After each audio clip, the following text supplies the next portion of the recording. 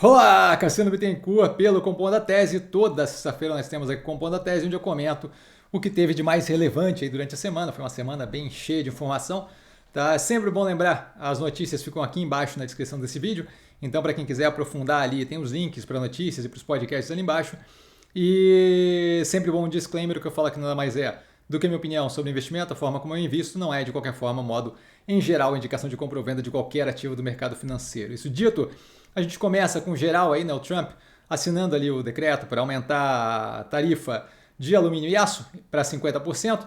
Isso daí vem reforçando o que foi dito nas análises de Uzi Minas e Gerdau, que estão no canal disponíveis. Então ali tem um aprofundamento aqui, mas basicamente a gente tem mais pressão ainda de redução de preço do aço no mundo como um todo e nos Estados Unidos a algum nível de elevação, certo? Fecha um mercado que é bem relevante, de modo que o que sobra fica para o restante do mundo, e aí, claramente, maior oferta para a mesma demanda, e ainda assim com um arrefecimento do crescimento global, eu acabo tendo redução ali dos preços, e não é como fechar uma fornecedora de brinquedo, por exemplo, não é a mesma coisa que parar um alto forno, então é muito mais custoso fazer esse processo, de modo que a gente deve ter isso por algum tempo ainda no que indica aí, especialmente com instabilidade da tomada de decisão do Trump. A Petrobras cortando o preço da gasolina pela primeira vez em mais de um ano e meio, tá? O corte foi de 5,6% no começo da semana.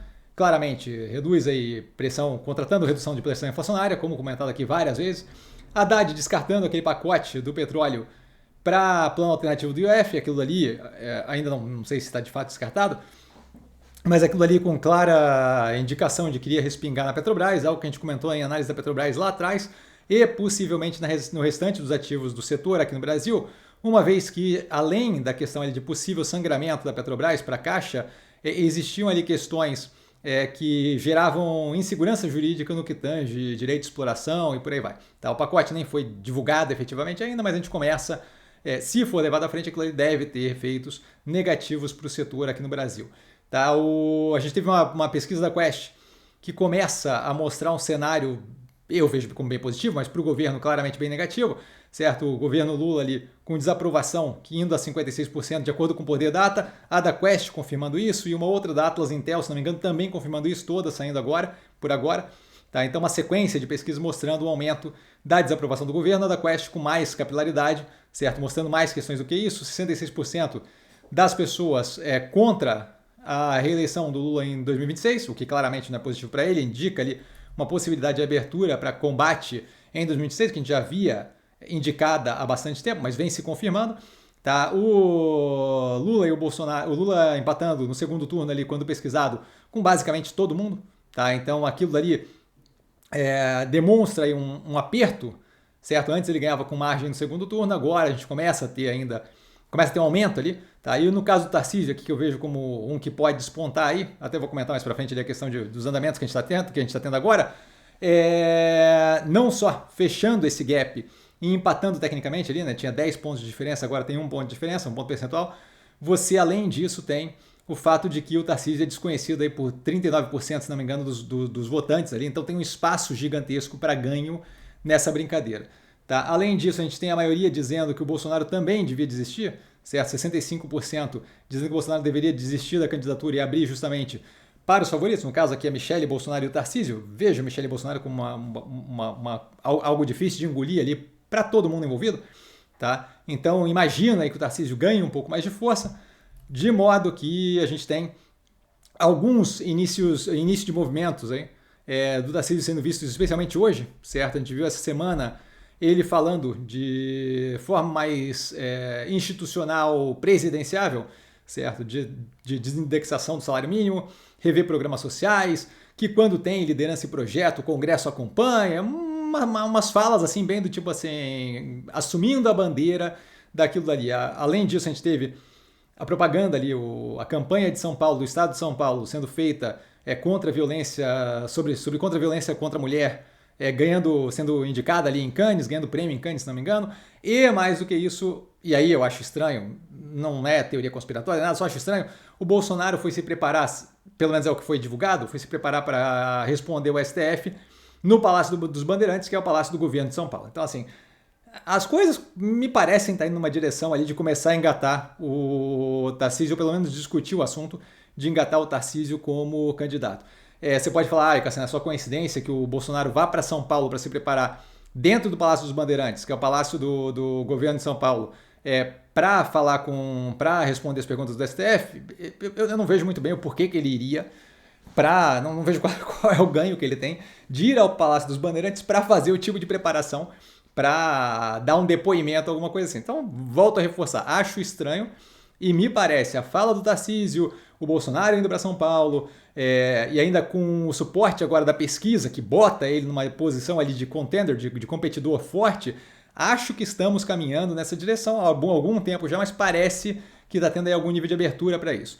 Fora isso, a gente teve o BCE, o Banco Central Europeu, o ECB, o European Central Bank, reduzindo juros em 0,25 pontos percentuais, tá? Na continuidade da redução dos juros, casado ali com o que a economia deles vem entregando. E o PSDB, para não morrer, se juntando ali, fundindo com o Podemos, para poder justamente evitar que a cláusula de barreira, dado a desidratação dos dois partidos violentamente, o PSDB que já foi um expoente nacional aí no governo, agora simplesmente definhando agressivamente, agora tendo que se juntar a um outro partido. Para falar de ativos que não estão no portfólio, a gente tem a Embraer com o A29 Super Tucano sendo reconhecido pela OTAN, tá? A Organização do Tratado do Atlântico Norte, o grupo ali de países, né, que basicamente é o Ocidente militar, certo? Que foi formado lá na época da Segunda Guerra Mundial, na verdade na Guerra Fria, né? De qualquer forma, a gente tem isso daí, uma liberação bem positiva para a empresa, especialmente com o ramp-up, a elevação ali de estímulo, vontade, interesse da Europa, tá, de aumentar gasto militar, inclusive colocando um pouco de lado a austeridade nesse momento para poder justamente ampliar a capacidade deles de se defender sozinhos, uma vez que os Estados Unidos agora está num movimento meio esquizofrênico, meio errático, com o Donald Trump já mostrou que não tem nenhum apreço por aliado e que está mais casado com o Putin do que a galera imaginava, certo? De modo que pode gerar uma demanda aí mais forte para o Super Tucano. Vejo como bem positivo para a operação, nada que me faça querer o ativo no portfólio, mas bem positivo para a operação. É a Suzano nessa parte aqui fazendo justamente uma joint venture e entrando ali com 1,7 bi de dólares para uma joint venture com a Kimberly Clark, para tissues, para papéis higiênicos, certo? Eles ficam com 51%, vai envolver aí 22 marcas, se não me engano, ou 22 fábricas, agora não me fugiu aqui, tá? Mas basicamente criando uma joint venture aí, um movimento que mesmo para o tamanho da operação que é grande, né, da Suzano, ainda assim é um movimento agressivo ali de alocação de capital, tá? Mais para a galera que quiser, não está no portfólio nem nada, mais para a galera que quiser, informação aí não está faltando na internet. Tá? A gente tem do portfólio a Minerva garantindo 1,7 bi no aumento de capital com adesão de 85% da base, volto a reforçar. Silêncio para os 15% que ficaram de fora.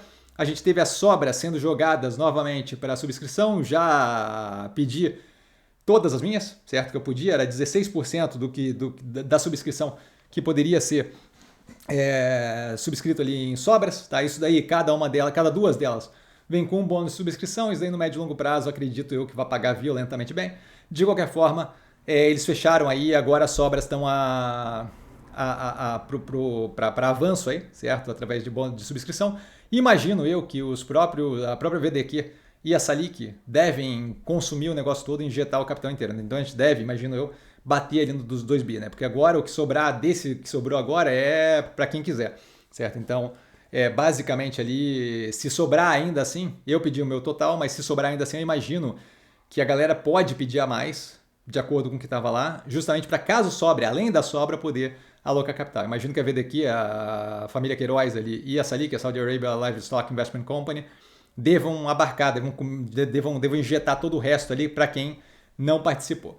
Tá? A área técnica do CAD aprovando a fusão entre Pets e Cobase, meu Deus do céu, demorou demais e não fazia nenhum sentido esse tempo todo, mas conseguiu aí finalmente aprovar e ver que a operação que tem aproximadamente em conjunto 10% do mercado não é propriamente uma ameaça de competição. Ao mesmo tempo, e aí só a título de curiosidade, nem coloquei aqui, isso aqui levou 1 ano, em 2 semanas, acho 3 semanas, eles aprovaram a Marfrig fundindo com a BRF, criando uma das maiores empresas de proteína animal do Brasil. Então, assim, é engraçado o julgamento deles.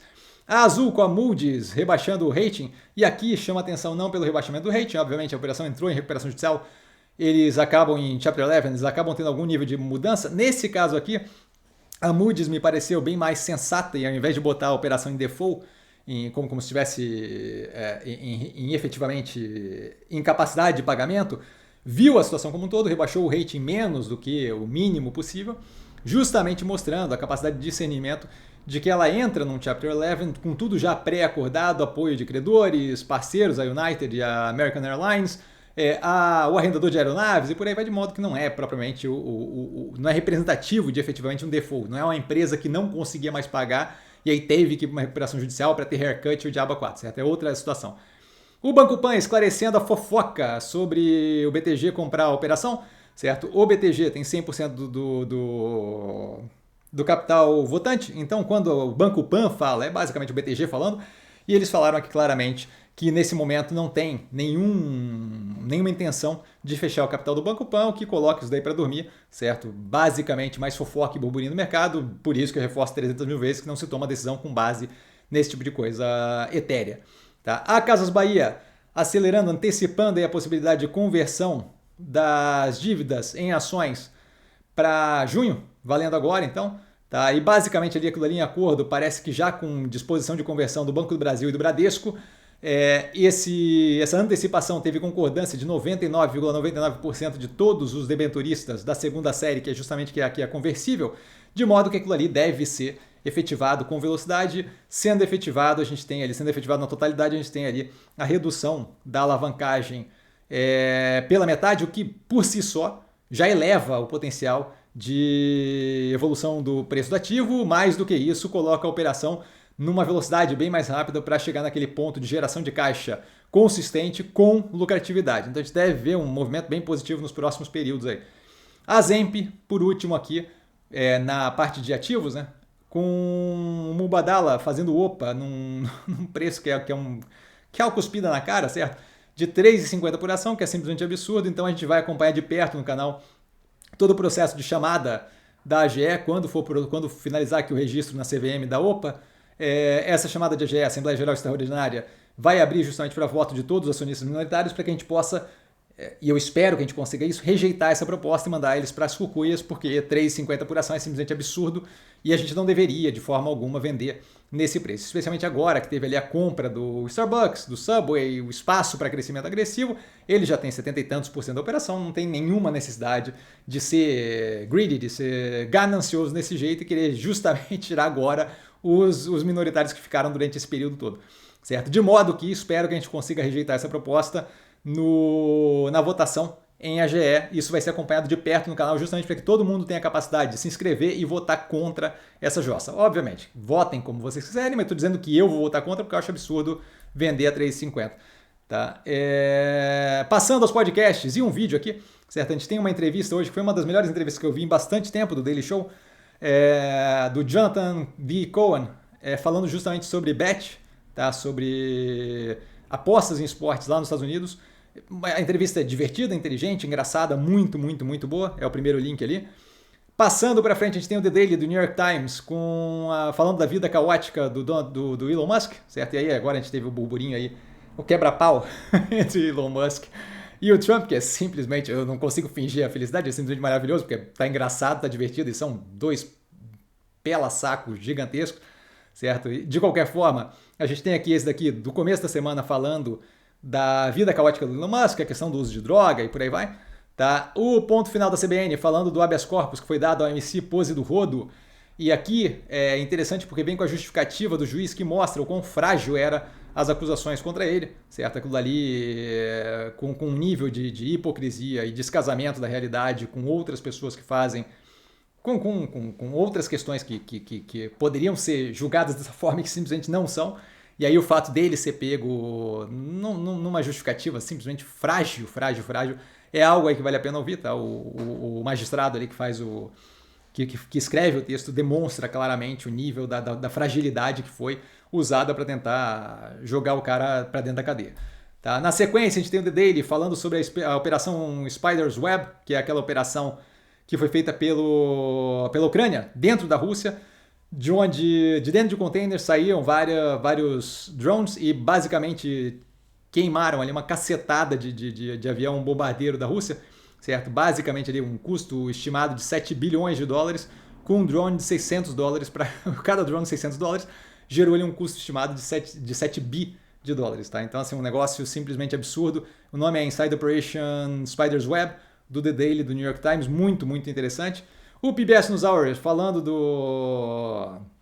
dos vários ataques ali que tiveram em Gaza durante a tentativa de palestinos de pegar auxílio humanitário e vários deles ali sendo mortos por força de defesa ali de Israel.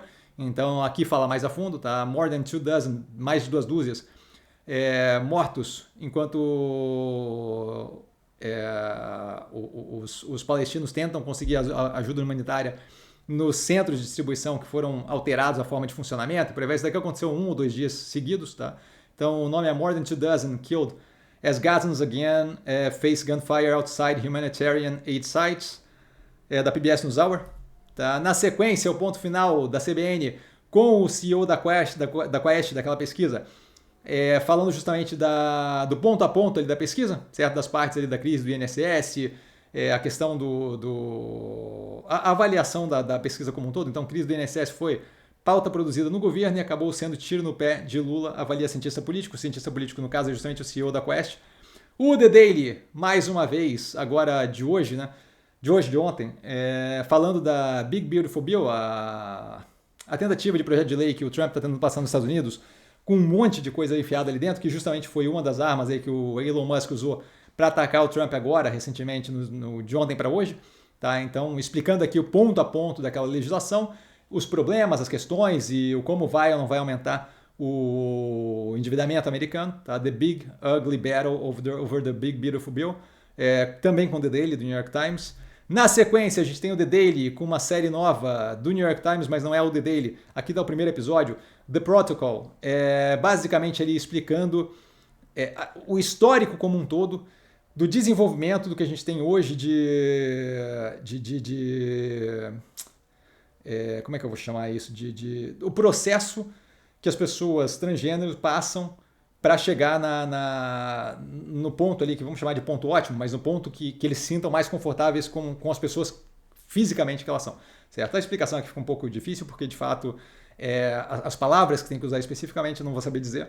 Tá? Mas de qualquer forma, aqui esse primeiro episódio mostra justamente a história por trás do que a gente tem hoje como terapia de transição no que tange transgêneros. Bem interessante de ver, são 6 episódios, esse daqui é o primeiro, e a galera que quiser seguir é The Protocol, o nome do seriado, e aqui é o primeiro episódio com The Story Behind Medical Care for Transgender Kids. Tá? Como é que chegou no ponto de a gente ter o processo de transição ali em crianças, e aí crianças, adolescentes e por aí vai, como é que isso funciona, justamente para evitar ignorância sobre o processo como um todo, justamente entender do que se trata e como se chegou aquilo, qual é o pensamento médico por trás desse negócio de transição.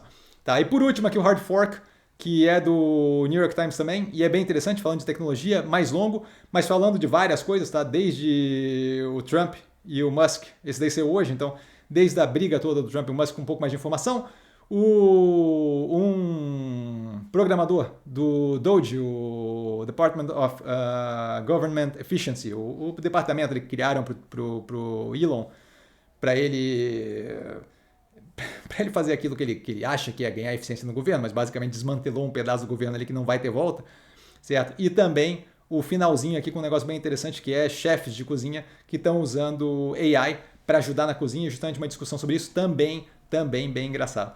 Tá? De qualquer forma, bem interessante o conteúdo como um todo de hoje. Tá? E dúvida eu dou sempre no Instagram, @investircomsim. Só ir lá falar comigo, não trago a pessoa amada, mas sempre lá tirando dúvida. E vale lembrar que quem aprende a pensar bolsa opera como um mero detalhe. Um grande beijo a todo mundo e nos vemos nesse final de semana, possivelmente aí com as análises. Vamos ver como é que vai. Tá? Mas de qualquer forma, a gente deve se ver no final de semana, nem que seja para fazer BEMs. Tem alguns BEMs aí para talvez dar preferência do que análise, mas vamos ver como é que é. Tá? Valeu, galera. Beijão.